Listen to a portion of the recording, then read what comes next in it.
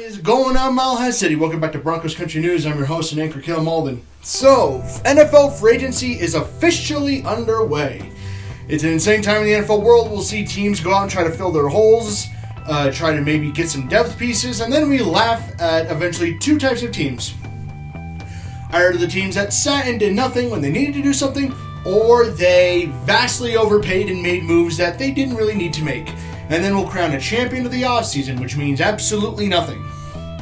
So, let's talk about the Broncos day one of free agency. So, they were busy. They had quite a few things to do. We've already made some late round tenders. There are a few more tenders to come up, like Lindsay, Johnson, and Patrick. I'm going to address one of those, and I'll get to that near the end of this. So the first move is re-signing Shelby Harris to a 3-year, $9 million per year deal. So potentially $27 million. Getting Shelby Harris for $9 million per year, that's a really good deal. It solidifies the front seven, plays to this team's strength, and it really shows what they're going for. I like this move. I think it really benefits the team long term. It shows that we're really valuing Shelby Harris, which good. Got the best big man hands in the league. Great run stopper. He gets to the quarterback. This is a good move for Denver. It's a cheap bargain. Great deal. I really don't dislike this deal. The second big move they made today was they signed cornerback Ronald Darby to a 3-year deal with $19.5 guaranteed. And so it essentially runs out to about $6.5 million per year, but $19.5 guaranteed to the deal. I actually like this contract because at first I wasn't psyched, but the more I think about it, it's a decent deal. It's not like an overpayment of sorts. Some people say it's overpayment. I personally like the deal. I think it's actually a decent cap hit, and it's a nice pay rate. If it doesn't work out, we cut him without taking that big of a cap hit, and essentially we don't have to eat a huge chunk of a contract if we have to ever let him go or trade him. And he's apparently really good on the outside. He's great in man-to-man zones. He's been a great corner. He may have had a few injury concerns here and there, but at the same time, when he's solid, he's solid. I know he had some rough years with Philadelphia, but Philly kind of has become a black hole at this point. They're kind of just shedding talent at this point. And if anyone can fit him into a scheme, it's Vic Fangio. He knows how to work with people in his schemes. I like this move, the more I think about it, and again, it could pair really nicely with Callahan, and if they really think Ojemudia is ready to step up into a starting role, which it seems they're building up to do. Now, I didn't want to address something about the draft, but that'll be later in this video. So, they also did not exercise the contract on Kareem Jackson via a report from Mike Kliss. This basically means he's entered free agency. Denver could get him back at a cheap deal. I would see that happening. Could get him back at a cheap deal. I like Kareem Jackson, but it makes sense. He's going to be 33 soon. Like in a month, he'll be 33. He's entering his 12th year in the league this season.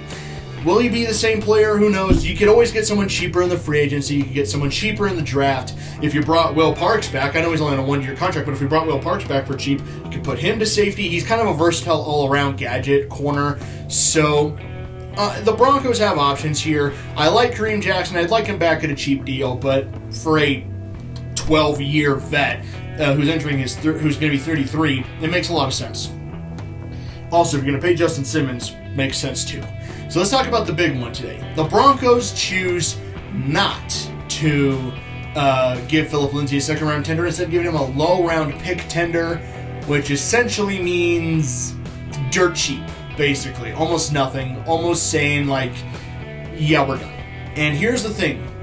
Some people are upset, and I get it. Lindsay's been a huge part of the offense for a long time. Fans love him.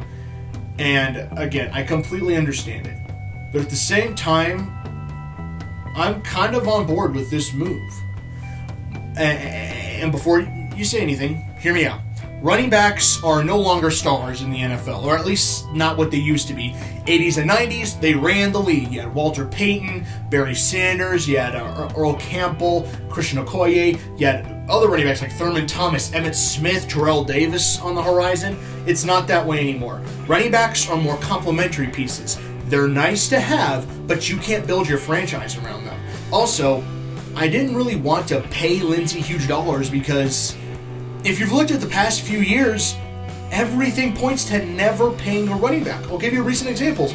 David Johnson looked really great in his first couple of years with the Cardinals. Cardinals give him a big extension. They trade him just 2 years later after a huge injury. And he really suffered big time in 2019. In 2019, and 18 too. 2018, 2019 kind of fell off a cliff. They go out and they get Kenyon Drake. Drake is cheaper, significantly better. Next, Todd Gurley, who's considered the best running back in the league for a good while. He was a top 5 pick in the league. Top 5 pick. Rams give him a huge deal. They cut him just 1 year later. They cut him a year later after the contract. And then, remember, Devontae Freeman got a big deal from the Falcons, and then when they're like, no, they're done with Antonio Freeman. They cut him 2 years later. Le'Veon Bell, and I know that the Jets didn't use him correctly, Adam Gase, that whole shebang, but Bell's production dropped. There's a reason the Steelers didn't sign an extension to him. And keep in mind, they stuck with James Conner, who, say what you want about him now, but the year after, James Conner, decent fill-in. He filled in just nicely. The rushing attack almost didn't lose a step. James Conner filled in nicely, and Le'Veon Bell, production hasn't really been there since he signed. Since he got that huge deal from the Jets, they trade him just a year and a half after the extension. Actually, they cut him. They cut him just a year after signing an extension and big contract. Whoa. So, and another recent example, Ezekiel Elliott. They never truly, they gave him that big boy money, and his production hasn't worked out. His production slipped. And Zeke was a top 5 back in the league. Almost you could argue the best back in the league for a good while. Now his production slipped. You could point to that Mike McCarthy's offense. You could point to the offensive line being down, injuries, whatever it may be. His production slipped since he signed the extension. He's not the big money back. Paying running backs doesn't make sense in the new NFL because they're easily replaceable. Look at the New England Patriots. For years, Belichick won with running back by committee. They kind of just went through the shuffle. They had like Aaron Blunt, then they would run Rex Burkhead, then they'd run James White. Then they would just go back through that shuffle over and over and over again. In the end, Belichick just did running back by committee, and it worked wonders for New England. Because running back was not the centerpiece of their offense.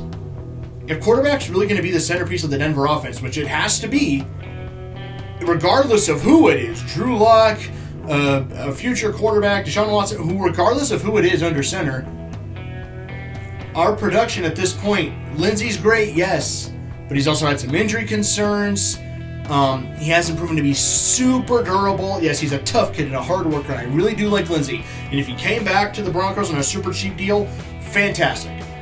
But Gordon being cleared of DUI charges, and we know Gordon can produce. Also, he's a better all-around player than Philip Lindsay. Not saying he's the better just running up the hole per se, but he can really run that gut, get that yard or two. Great pass-catching back out of the backfield. Gordon, he produces. He does.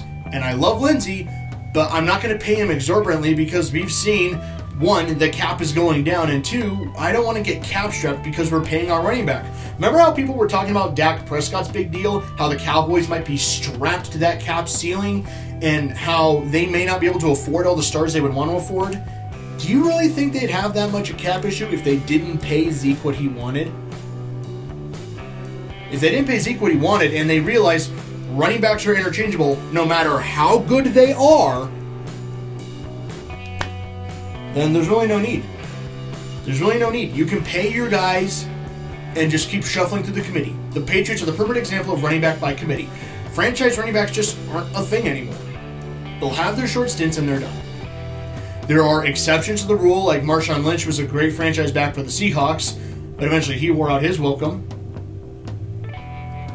But there are plenty of teams that have been great and they didn't have a franchise running back behind them. It's a perfect example. I love Lindsay, but here's the thing. Running backs are not centerpieces anymore. You can't build your franchise around them.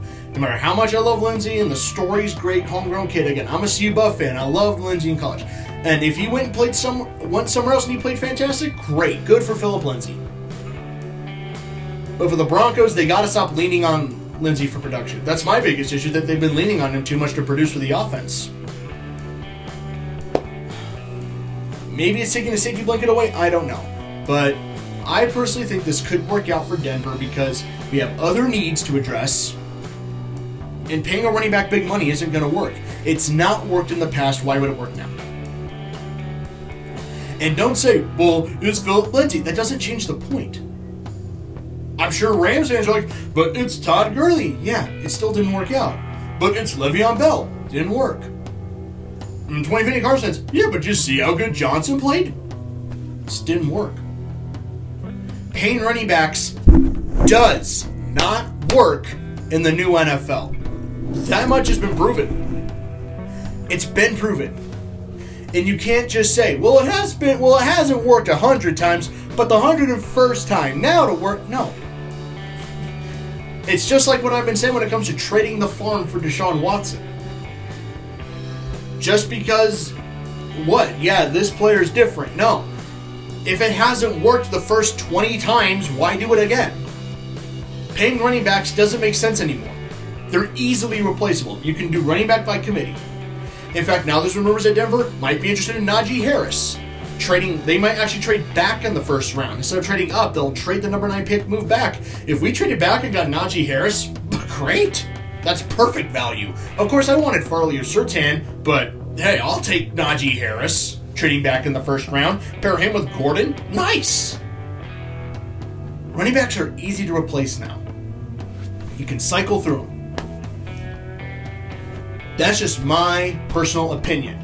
You might disagree. Feel free to let me know in the comments below. That'll be my day 1 free agency recap.